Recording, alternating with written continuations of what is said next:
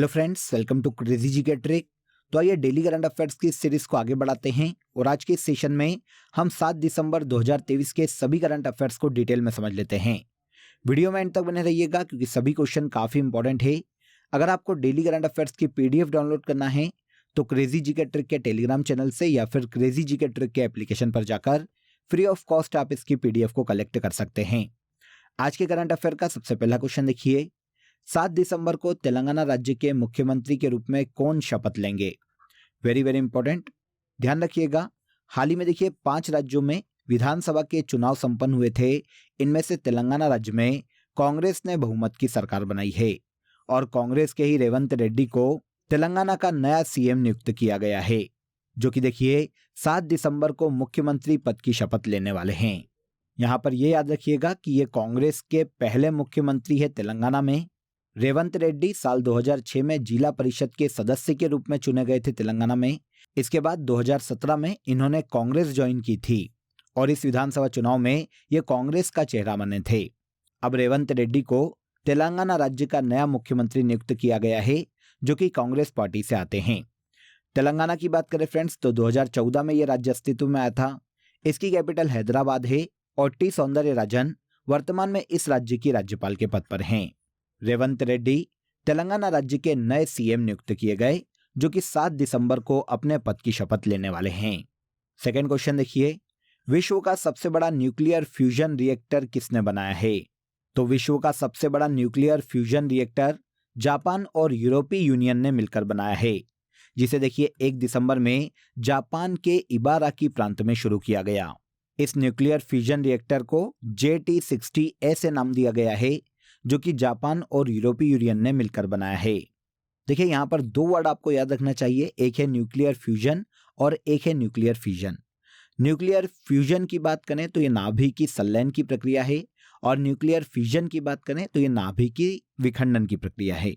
यहाँ पर देखिए बात करते हैं फ्यूजन की, तो फ्यूजन 2 या 2 से अधिक परमाणु केंद्रकों के मिलने की नाभिक की प्रक्रिया है, जिससे बड़े तत्वों का निर्माण होता है, बड़े एलिमेंट्स बन के आते हैं।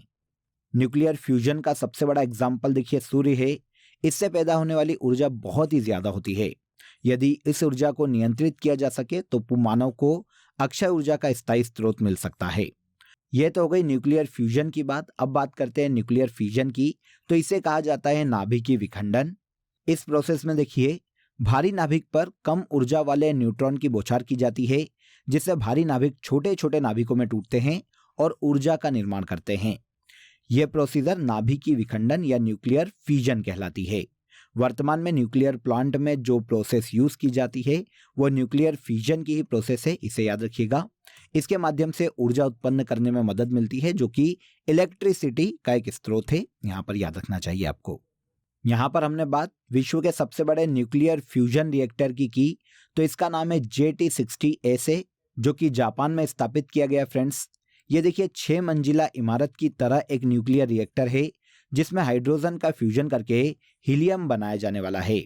इसकी वजह से हीट या लाइट के रूप में एनर्जी प्राप्त होगी। तो विश्व का सबसे बड़ा न्यूक्लियर फ्यूजन रिएक्टर जापान में हाल ही में स्थापित किया गया। जापान और यूरोपीय यूनियन के सहयोग से इसका निर्माण किया गया। इसके बाद आइए, हाल ही में इंडिया इंफ्रास्ट्रक्चर रिपोर्ट 2023 किसके द्वारा जारी की गई। तो इंडिया इंफ्रास्ट्रक्चर रिपोर्ट 2023 की बात करें फ्रेंड्स, तो इसे भारत के पूर्व उपराष्ट्रपति वेंकैया नायडू ने जारी किया है। देखिए 4 दिसंबर को शहरी नियोजन और विकास पर इंडिया इंफ्रास्ट्रक्चर रिपोर्ट 2023 को भारत के पूर्व उपराष्ट्रपति वेंकैया नायडू और भारत के G20 के शेरपा श्री अमिताभ कांत ने, यहाँ पर सही कर लीजिएगा, अमिताभ कांत द्वारा वर्चुअली जारी किया गया है। देखिए इस रिपोर्ट को लॉन्च किया गया है वेंकैया नायडू और अमिताभ कांत के द्वारा। इस रिपोर्ट को IDFC foundation, infrastructure development corporation limited, IDEC और national institute of urban affairs के द्वारा संयुक्त रूप से जारी किया जाता है। यहाँ पर IDFC फाउंडेशन की बात करें तो ये एक गैर लाभकारी संस्थान है जो समाज में परोपकारी पहल पर ध्यान केंद्रित करने के लिए जानी जाती है। IDEC की बात करें तो ये कर्नाटक सरकार, IDFC फाउंडेशन और HDFC के द्वारा साल 2000 में संयुक्त रूप से शुरू किया गया एक ज्वाइंट वेंचर है। देखिए यह जो रिपोर्ट है, जो कि इंडिया इंफ्रास्ट्रक्चर रिपोर्ट के नाम से लाई जाती है फ्रेंड्स, 2023 की इस रिपोर्ट में भारत के शहरी परिदृश्य को आकार देने के लिए डिजिटल टेक्नोलॉजी की मदद कैसे ली जा सकती है, इनकी संभावनाओं की पहचान करके इन्हें ऑफिशियली यूज करना, स्मार्ट सिटी के कॉन्सेप्ट पर ध्यान केंद्रित करना, ये सभी इस रिपोर्ट के मुख्य बिंदु है। हाल ही में उपराष्ट्रपति वेंकैया नायडू और G20 के शेरपा अमिताभ कांत के द्वारा संयुक्त रूप से इस रिपोर्ट को लॉन्च किया गया। हाल ही में किसे sports business leader of the year 2023 से सम्मानित किया गया। Sports business leader of the year 2023 से हाल ही में जय शाह को सम्मानित किया गया। आप सभी जानते हैं ये केंद्रीय गृह मंत्री अमित शाह के बेटे हैं जय शाह, और वर्तमान में ये BCCI के सचिव के पद पर हैं, और इसके अलावा एशियाई क्रिकेट परिषद के ये वर्तमान में अध्यक्ष के पद पर भी हैं। तो BCCI के सचिव जय शाह को हाल ही में प्रतिष्ठित sports business leader of the year award 2023 से सम्मानित किया गया। जय शाह को यह जो पुरस्कार है क्रिकेट को अभूतपूर्व ऊंचाइयों तक ले जाने के लिए, मतलब क्रिकेट को और उत्कृष्ट बनाने के लिए इनके योगदान के कारण दिया गया है। यहाँ पर हम BCCI की बात करें फ्रेंड्स, तो आप सभी जानते हैं ये भारत का सबसे बड़ा क्रिकेट कंट्रोल बोर्ड है। भारत में क्रिकेट खेलों को ऑर्गेनाइज करवाने वाली, नियंत्रित करने वाली ये सबसे बड़ी संस्था है। इसकी स्थापना 1928 में की गई थी। रोजर बिन्नी इस संस्था के वर्तमान में प्रेसिडेंट के पद पर हैं, और जय शाह इस संस्था के सेक्रेटरी या सचिव के पद पर हैं। जय शाह को हाल ही में sports business leader of the year 2023 award से सम्मानित किया गया।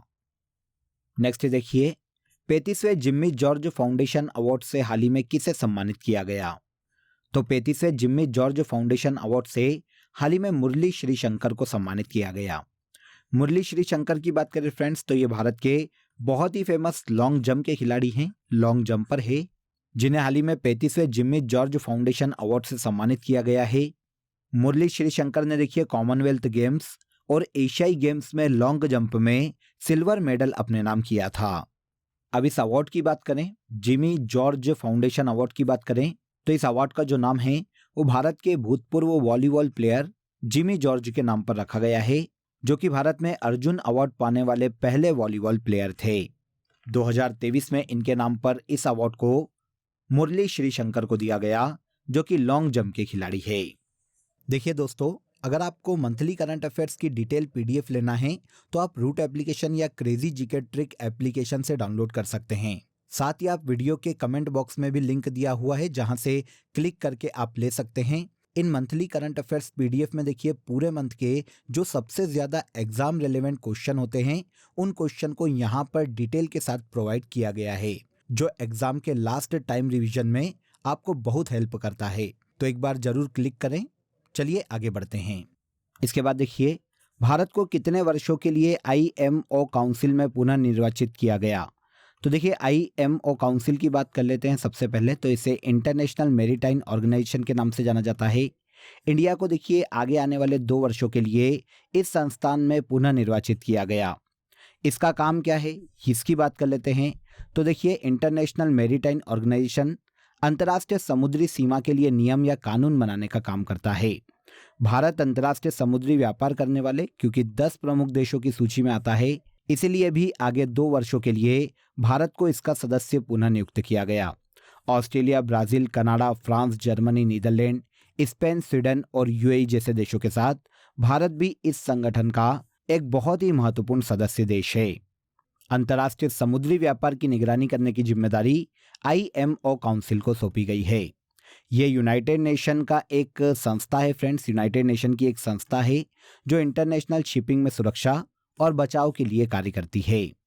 आगे आइए, हाल ही में चर्चा में रहा शब्द राइट ऑफ किस क्षेत्र से संबंधित है। तो राइट ऑफ शब्द की बात करें फ्रेंड्स, तो ये बैंकिंग सेक्टर से संबंधित है। सुर्खियों में इसलिए है क्योंकि हाल ही में भारत में बैंकों ने देखिए 10 लाख करोड़ से भी ज्यादा के लोन को राइट ऑफ की श्रेणी में डाल दिया है। अब हम यहाँ पर बात करेंगे कि राइट ऑफ एक्चुअल में है क्या, क्योंकि कंफ्यूजन इसी वर्ड पे आएगा कि बैंकिंग सेक्टर से संबंधित तो है लेकिन क्या है।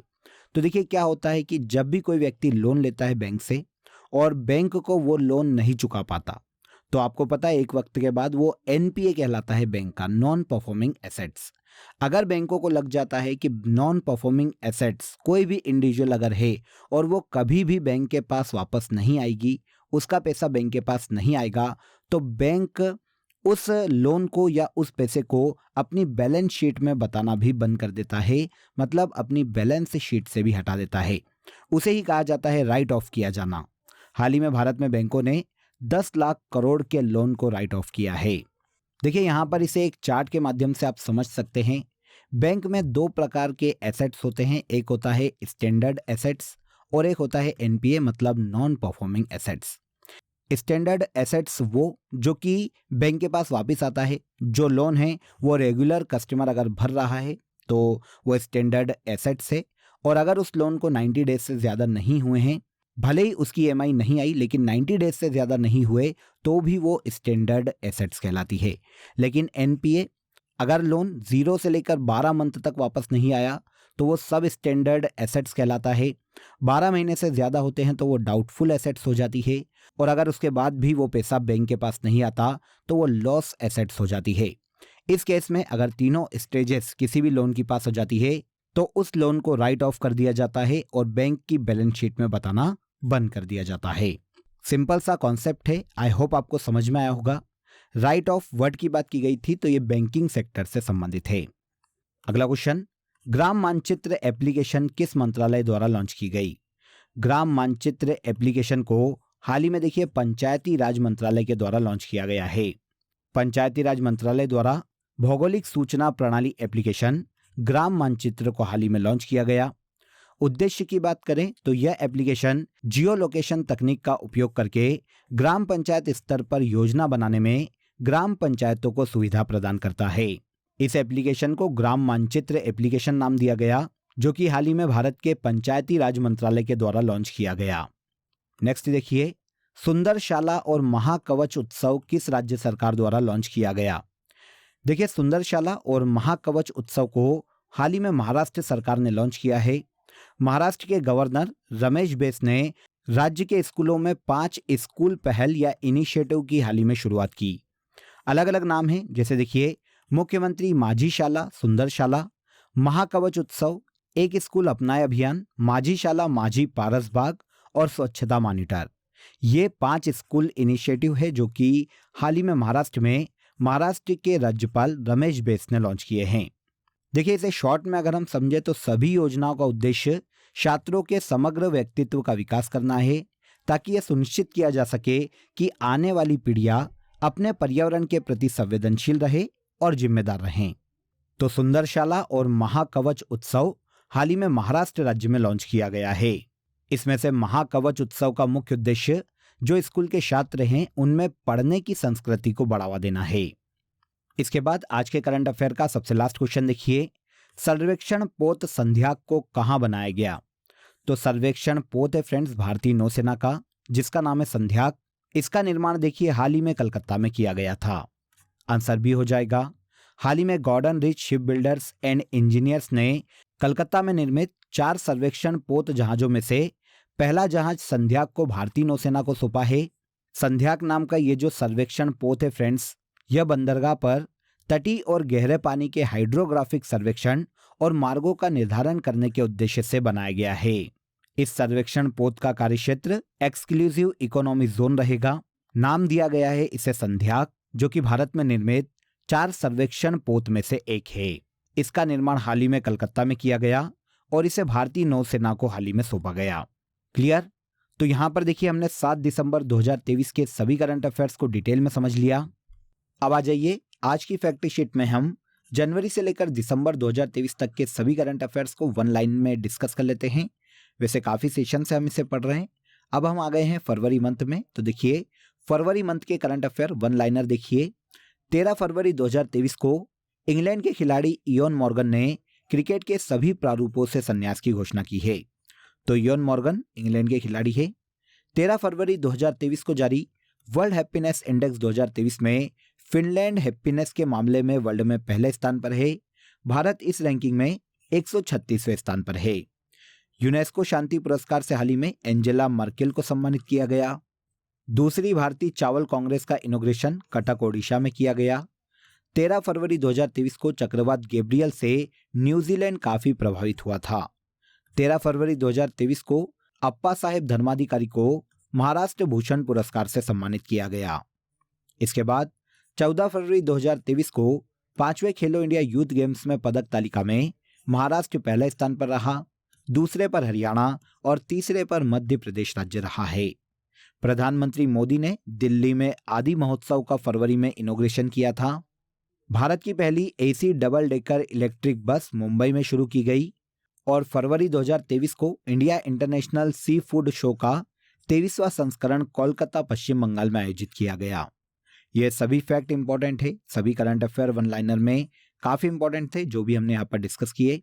अब आ जाइए लास्ट डे के सेशन में जो करंट अफेयर हमने डिटेल में समझा था उसे हम एक बार यहाँ पर रिवाइज कर लेते हैं। पहला देखिए, हाल ही में भारत के insolvency and bankruptcy board of India के नए कार्यकारी निदेशक जितेश जॉन नियुक्त किए गए। हाल ही में व्हाइट लंग सिंड्रोम के मामले यूएसए में देखे गए। समाचार में मिशन अमृत सरोवर हाल ही में रहा है जो कि 2022 में इंडियन गवर्नमेंट के द्वारा शुरू किया गया। राष्ट्रीय अपराध रिकॉर्ड ब्यूरो होम मिनिस्ट्री के अंतर्गत स्थापित किया गया। आईबीए जूनियर वर्ल्ड मुक्केबाजी चैंपियनशिप का आयोजन आर्मेनिया में किया गया। विश्व मृदा दिवस हर साल 5 दिसंबर को मनाया जाता है। इसके बाद Kamala Devi Chattopadhyay new India foundation book prize 2023 Akshay Mukul ने जीता है। FIH हॉकी पुरुष जूनियर वर्ल्ड कप 2023 का आयोजन मलेशिया में किया गया। डिजिटल फॉरेंसिक के लिए लाइफ टाइम अचीवमेंट अवार्ड 2023 से संतोष खड़सरे को सम्मानित किया गया। और लास्ट देखिए, हाल ही में भारतीय नौसेना का अगला उप प्रमुख दिनेश के त्रिपाठी को नियुक्त किया गया। ये सभी ऐसे करंट अफेयर हैं फ्रेंड्स जिन्हें हमने लास्ट डे के सेशन में डिटेल में समझा था। अब आ जाइए आज के लिए आप सभी के लिए क्वेश्चन ऑफ द डे देख लीजिए। बंगाल विभाजन के समय भारत के वायसराय कौन थे? क्वेश्चन इंपॉर्टेंट है। बंगाल विभाजन कब हुआ था भारत में? ये 1905 में हुआ था। हमें बताना है कि इस समय भारत के वायसराय कौन थे। कमेंट में इसका आंसर जरूर बताइएगा, इंपॉर्टेंट क्वेश्चन है। इसके अलावा दोस्तों आप सभी के लिए एक इंपॉर्टेंट अपडेट है। अब आपके लिए क्रेजी जीके ट्रिक के सभी कोर्सेज वेबसाइट पर भी अवेलेबल है। ये सभी कोर्सेज आप सभी की रिक्वायरमेंट और लेटेस्ट एग्जाम पैटर्न को ध्यान में रखकर डिजाइन किए गए हैं। यहाँ हम बेसिक कॉन्सेप्ट के साथ साथ कॉम्प्रिहेंसिव लर्निंग पर फोकस करते हैं, तो एक बार जरूर वेबसाइट पर विजिट करें। इसका लिंक आपको डिस्क्रिप्शन बॉक्स में दिया गया है। तो आज के इस वीडियो में बस इतना ही। अगर वीडियो अच्छा लगा हो तो वीडियो को लाइक और शेयर कर दीजिए, चैनल को सब्सक्राइब कर लीजिए। कल फिर मुलाकात करेंगे नेक्स्ट डे के करंट अफेयर में। तब तक अपना ख्याल रखिए। जय हिंद, जय भारत।